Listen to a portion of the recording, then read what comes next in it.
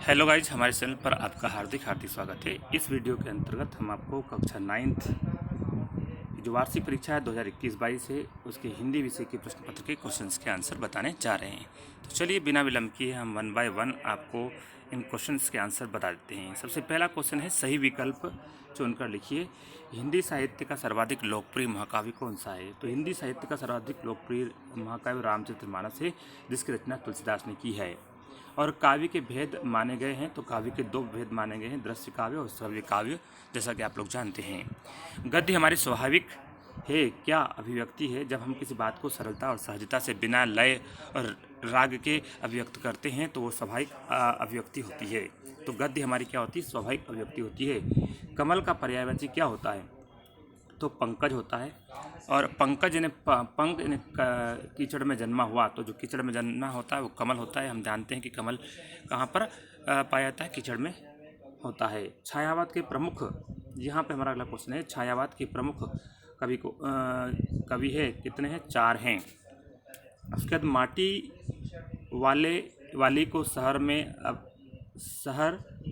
वाली को शहर से अपने गांव पहुंचने में समय लगता था, तो कितने घंटे लगता था? 1 घंटे का समय लगता था। उसके बाद अगले क्वेश्चन की ओर चलते हैं। रिक्त स्थान में सही विकल्प चुनकर लिखिए। वात्सल्य का कोना कोना झाँका है, तो सूरदास ने, क्योंकि सूरदास वात्सल्य रस के सम्राट कहे जाते हैं और उन्हें इसलिए कहा जाता है कि उन्हें वात्सल्य रस के कोने कोने को झाँका है। रस के प्रकार है, तो रस के 9 प्रकार होते हैं, जैसा कि आप लोग जानते हैं। खंड काव्य में जीवन का चित्रण होता है, तो एक अंश का होता है, क्योंकि एक खंड काव्य में एक ही अंश का चित्रण किया जाता है। और गधे का छोटा भाई भी है, उसका नाम है बेल। तो ये आपकी टेक्स्ट बुक के अनुसार है, व्याकरण इसमें नहीं है। उसके बाद में जो अधिक बोलता है उसे कहते हैं वाचाल। और उर्दू शब्द तालीम का अर्थ होता है शिक्षा। हम अक्सर कहते हैं कि विद्यार्थियों को इसे तालीम दी जाना चाहिए। तालीम मतलब शिक्षा। और महादेवी वर्मा को बाबा उन्हें बनाना चाहते थे, तो विदुषी। आप सोच रहे हो विद्वान क्यों नहीं आएगा? विद्वान पुरुष के लिए आता है, विदुषी महिलाओं के लिए आता है, इसलिए विदुषी आएगा। उसका अगला क्वेश्चन आता है कबीरदास। तो कबीरदास ने क्या है? बाह्य आडंबरों का विरोध किया था। अलंकार का सामान्य अर्थ होता है आभूषण। और जो भाषा में आभूषण मतलब जिस तरह से व्यक्ति आभूषण पहनता है, उस तरह से भाषा में चमत्कार उत्पन्न करने के लिए हम अलंकार का उपयोग करते हैं, उनको आभूषण कहते हैं।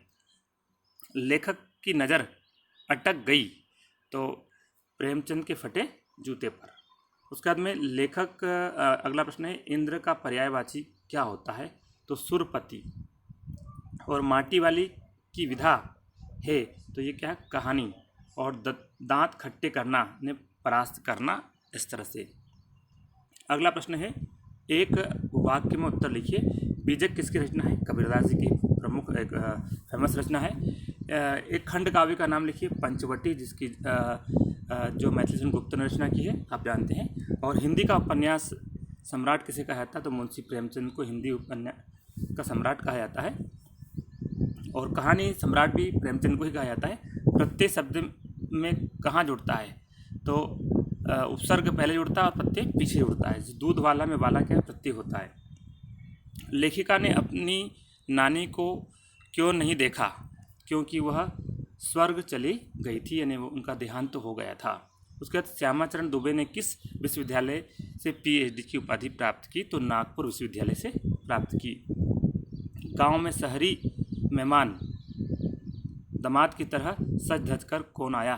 तो ये बादल आया। इस तरह से है। अगला क्वेश्चन है, सत्य सत्य पाधाय थे। पहला क्वेश्चन है, कवि ने कोयल को बावली कहकर संबोधित किया, तो बिल्कुल सत्य है। कविता के शाब्दिक अनुशासन को छंद कहते हैं, बिल्कुल सही है। और महाकाव्य में एक ही सर्ग होता है, ये गलत है। महाकाव्य में कई सर्ग होते हैं। स्त्री शिक्षा के लिए स्वयं स्त्रियां भी जिम्मेदार रही है, तो सत्य है। और शब्द के आगे जुड़ने वाले शब्द को उपसर्ग कहते हैं, बिल्कुल सही है। और उसके बाद में आता है, माटी वाली बुढ़िया नाटे कद की थी, तो ये भी सत्य है। ये टेक्स्ट बुक के आधार पर आपके क्वेश्चन है। इसके अतिरिक्त इसमें अन्य प्रश्न इस प्रकार से पूछे गए थे, जिन्हें आप देख सकते हैं।